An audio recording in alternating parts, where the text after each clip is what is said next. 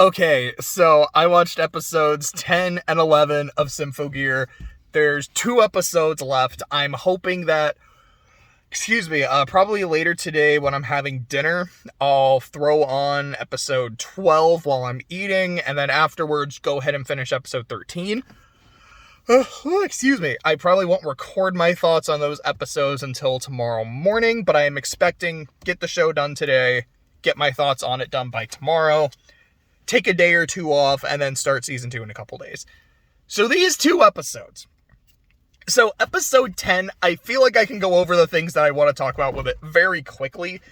It's, you get the reveal that Ryuko and Fiend are in fact the same person, and then you get all the backstory. Boy, do you get the backstory in the next episode. But they are the same person.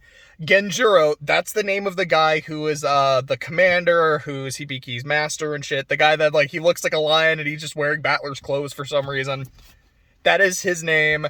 He has another conversation with Chris, essentially convinces her to join the party, which she really kind of officially does in the next episode. It was the end of this episode, And I noticed the opening for episode 11 updates. So, when it shows them all kind of spinning at the end, it updated to show Chris. Just Hibiki and Mika. I don't think I've said this yet, but I've thought it while watching the whole show. These 2 are so gay for each other. And it's honestly just really sweet. It's they're, for all intents and purposes, they are just a couple. And seeing them actually work together, I don't remember what Hibiki said. It was something like, "You're like my sunflower, Miku. You're so important to me." And then Miku's like, "I'm going to hide at the school because I know how much you care about that place. I'm going to make sure that it stays okay, that you have a place to go back to, and I will be there taking care of it so you have someone to come back to." I don't know at what point they're just going to kiss, but it might be in a later season, but that should probably going to happen. Okay, sorry, I was just checking my notes real quick. And there was a scene when a fight starts where Tsubasa is a little late to the fight, so she just arrives on her bike, does a front flip off her bike, and then mid-somersault just transforms. Which is... I don't know if you can hear... The fuck? Okay, I don't think you can see it, but, so I just heard this sound, this really loud, whooshing. So I thought a car was going to be coming by. Fuck, it is hot.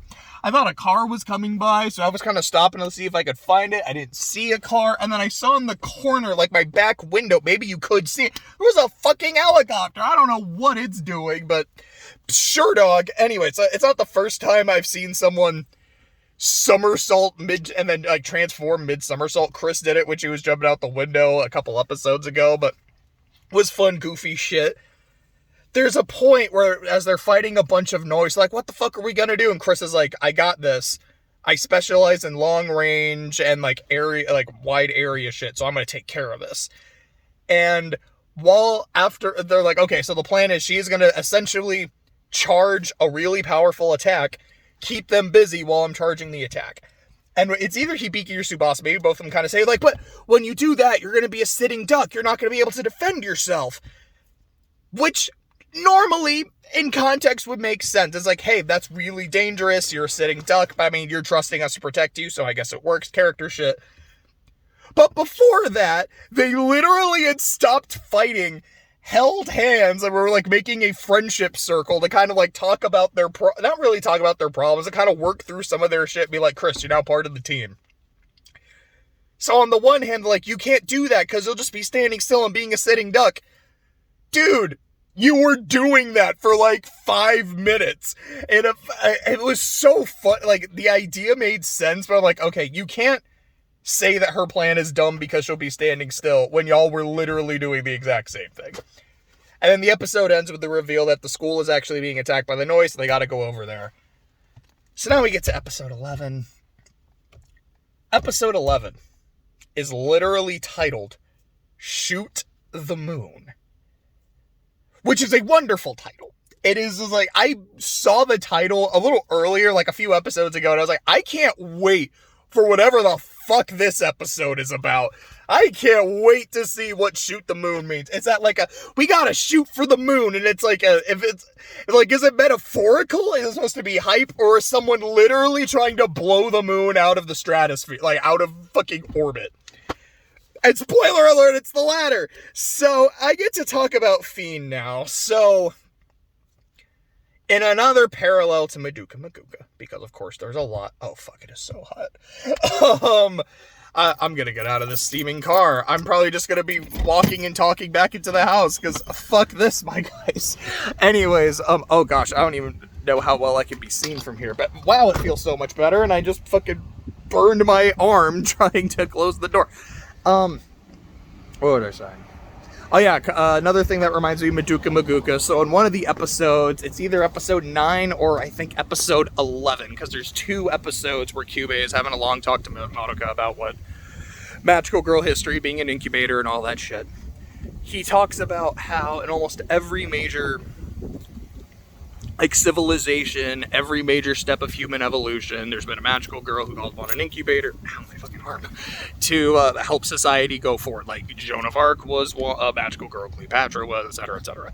So Fiend is essentially the same shit. She's like, I am this ultra powerful old ass spirit that shows up every few hundred years, every 1,000 years, whatever. And I kind of help with civilization. I make it better. I make it stronger. My goal is the Tower of Babel. She tried to create the Tower of Babel years ago, but God, struck it down, destroyed it, and then cursed humanity to not be able to work together like that again, created languages, the Tower of Babel myth. The moon is a symbol of that. It is the embodiment of the curse of Babel. So her plan is I am going to create the Tower of Babel again, which looks really pretty. Like, I love how fucking colorful it is. And I'm going to use it as a super weapon to fire a giant laser at the moon to blow up the moon. So the curse won't be there, so I can now reach heaven and, take over the world. And so they start fighting her. There's a point where Tsubasa loses her sword, so she immediately does a handstand and starts spinning in place to just start kicking the shit out of her. But Fiend starts blocking it by spinning her whip really fast, and I had to rewind it. That was so fun to watch. I think it was also in this episode. There's a scene where she's fighting Genjuro, and he's kind of beating the shit out of her. There's a scene where, I can't remember the guy's name, Ogawa, just one of Genjuro's subordinates, shoots her multiple times in the boob, and then the bullets just bounce off. You remember that scene in Superman Returns when he gets, shot in the eye with a bullet, and then just kind of, hits his eye, bends, and falls? Basically, that happens, except instead of the eye, it's the titty. It's just really funny and goofy. So at the end of the episode, so Chris fires a giant rocket at the tower, which Fiend destroys. She then fires another rocket, jumps onto the rocket, is hugging it, and then it goes flying into the air. So now Chris is in the air, so she uses her swan song, which was really pretty to look at, by the way, to fire a giant laser at the giant laser coming out of the Tower of Babel that's aimed at the moon. The 2 lasers go at each other for a while, but then Chris runs out of energy, gets hit with the Tower of Babel laser. Presumably falls to her death, but I know she's fine. I've seen her in season 3. And then the moon gets hit with the laser, but Chris was able to knock it off course enough that Fiend didn't blow up the moon. She only, knocked part of it off. Yeah, there's not anything else to say. That's it. That's what happened. The handstand spin thing was really fun. That's the kind of goofy shit I want to see. Chris hugging a rocket to go into the air and shit. I'm that's fun. I'm building the Tower of Babel to use it as a laser to blow up the moon. I love it. This is the exact goofy ass shit that I want to see. This is what I signed up for, and it delivered it. Apparently the show gets nuttier from here. It gets crazier from here. I don't even know how. I was telling Clay that And he was like, wait, what the fuck do you mean there's 2 more episodes after that? How is that not the climax? Like, dude, I don't know. But I'm excited to find out. Holy shit. But this was probably my favorite episode so far. And I read a quote. Had nothing to do with Symphogears, but I read it like 10 minutes after finishing episode 11. It was...